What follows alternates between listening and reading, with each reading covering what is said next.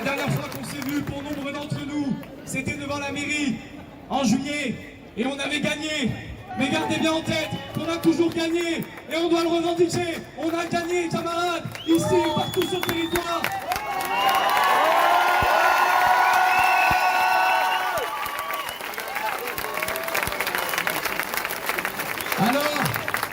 Alors je pense que toutes les personnes ici présentes connaissent l'histoire, mais il est bon de rappeler là où elle a commencé.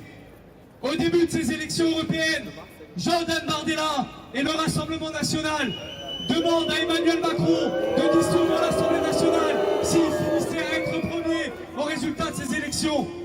Emmanuel Macron, notre président de la République, a accepté cette demande directe de l'extrême droite en prononçant la dissolution de l'Assemblée nationale.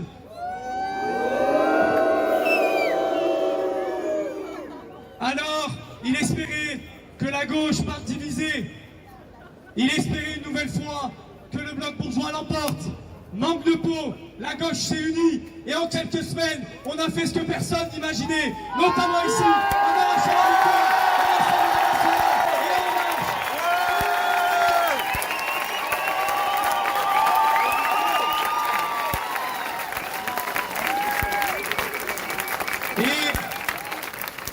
Et en me rendant à la manifestation, j'ai lu un texte sur les réseaux sociaux qui me paraissait très juste. On est un peu dur avec Emmanuel Macron parce qu'il l'avait dit, en prononçant la dissolution de l'Assemblée nationale, il souhaitait clarifier la situation dans le pays. Je pense qu'il a clarifié mieux que personne. Emmanuel Macron s'enfonce dans une crise antidémocratique que lui-même a voulu, en niant le résultat des urnes, en niant le résultat de ces élections législatives. Il a aussi, même s'il le savait déjà, il a aussi une nouvelle fois clarifié la situation avec cette histoire, vous savez, de camp républicain.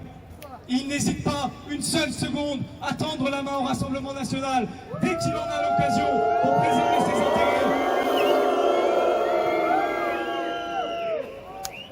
Et alors, cette histoire de Premier ministre, je pense que tout le monde l'a en tête. Quelle blague! Quelle blague, parce que finalement, peu importe le nom, alors on a tout entendu, il nous sortait tous les tiroirs, peu importe. Ce qu'il recherchait Macron, c'est tout simplement la continuité de sa politique, coûte que coûte, quitte à nier encore une fois le résultat de ces élections et ce qui s'est exprimé dans les urnes. Et la petite nouveauté, qui n'est pas une nouveauté malheureusement depuis des mois et des années, mais qui s'accentue, c'est le fait que ce Premier ministre ait été adoubé par l'extrême droite. Et c'était la seule chose que demandait Emmanuel Macron avant de prononcer le nom de celui-ci. C'était que l'extrême droite accepte ce Premier ministre. Donc, Emmanuel Macron a trahi par 2 fois les résultats de ces élections. Au premier tour des élections législatives, c'était Macron, dégage. C'était ça le résultat du premier tour. Le deuxième tour des élections législatives, c'était maintenant qu'on s'est débarrassé de Macron, tout sauf l'extrême droite. Voilà ce qui s'est mobilisé largement dans le pays. Et voilà ce que Macron, là où Macron a craché dessus.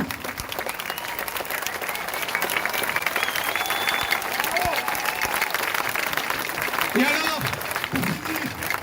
pour finir, je pense que tout le monde l'a eu en tête, le réveil était difficile à l'annonce du nom du Premier ministre. C'est vrai, c'est difficile. Et je pense que c'est ce qu'espère Emmanuel Macron à chaque fois qu'il refuse la démocratie et nos mobilisations populaires, comme durant la réforme des retraites. C'est que nous nous résignons. C'est notre plus grand ennemi, camarades. Et ça me fait plaisir qu'on soit aussi nombreux et nombreuses dans la rue. Et il va falloir augmenter cette mobilisation.